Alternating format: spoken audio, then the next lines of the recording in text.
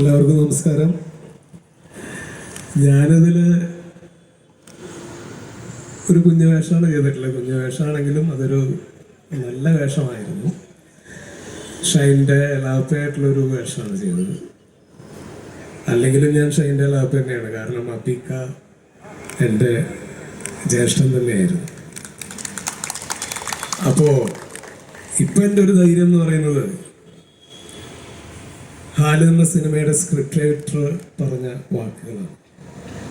Ordinary എന്നുള്ളൊരു hit സിനിമയുടെ കഥാകൃത്താണ് പറഞ്ഞത്, നിങ്ങൾക്ക് ഈ സിനിമയുടെ രാഷ്ട്രീയവും ഇതിലെ പ്രണയവും നിങ്ങൾക്ക് സ്വീകാര്യമാകുമെങ്കിൽ നിങ്ങൾ സപ്പോർട്ട് ചെയ്താൽ മതി, ഇല്ലെങ്കിൽ നിങ്ങൾ പരാജയപ്പെടുത്തിക്കോളൂ എന്ന് പറയുന്ന ഒരു കഥാകൃത്തിൻ്റെ ചങ്കുറ്റം അത് നിങ്ങൾക്ക് ഇഷ്ടപ്പെടും എന്ന് തന്നെയാണ് ഞാൻ വിശ്വസിക്കുന്നത്.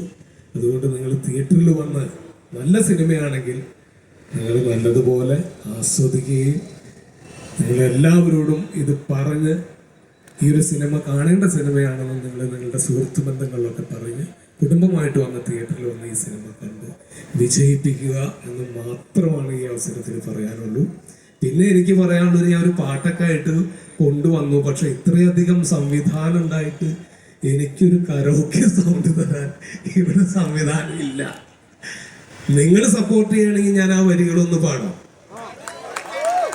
എനിക്ക് വേറെ ഒരു താളവും വേണ്ട. എന്നെ നിങ്ങളുടെ താളം കൊണ്ടാണ് എന്നെ ഇതുവരെ എത്തിച്ചത്. ആ ധൈര്യം എനിക്കുണ്ട്.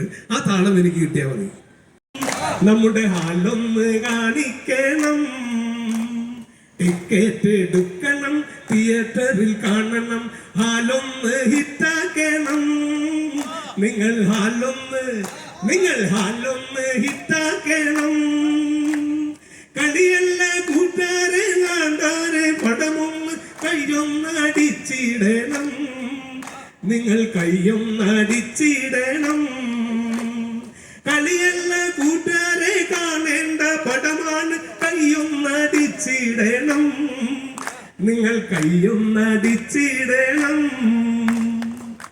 അധികം പ്രതിസന്ധികളിലൂടെ കടന്നു വന്നിട്ടൊരു സിനിമ എൻ്റെ അറിവിലില്ല.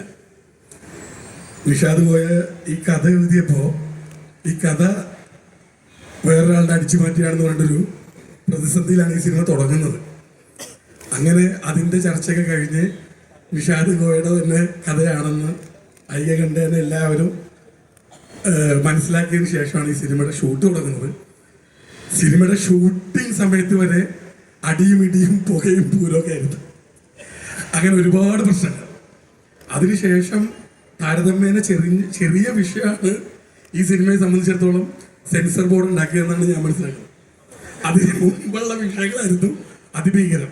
എന്തായാലും ഈ പ്രതിസന്ധികളെല്ലാം വളരെ ധീരമായി തരണം ചെയ്യാൻ ഈ സിനിമയുടെ അണിയറ പ്രവർത്തകരെ, നിർമ്മാതാവിനെ, നായകനെ, സംവിധായകനെ എല്ലാം പ്രേരിപ്പിച്ചത് ഈ സിനിമയിലുള്ള വിശ്വാസമാണ്. ആ വിശ്വാസം ഡിസംബർ 25-ന് നിങ്ങളുടെ മുന്നിലേക്ക് എത്തുമ്പോൾ നിങ്ങൾക്കും മനസ്സിലാവും ഇതൊരു നല്ല സിനിമയായിരിക്കും. എല്ലാവരുടെയും സപ്പോർട്ട് വേണമെന്ന് വിനീതമായി അഭ്യർത്ഥിക്കുന്നു. നന്ദി, നമസ്കാരം.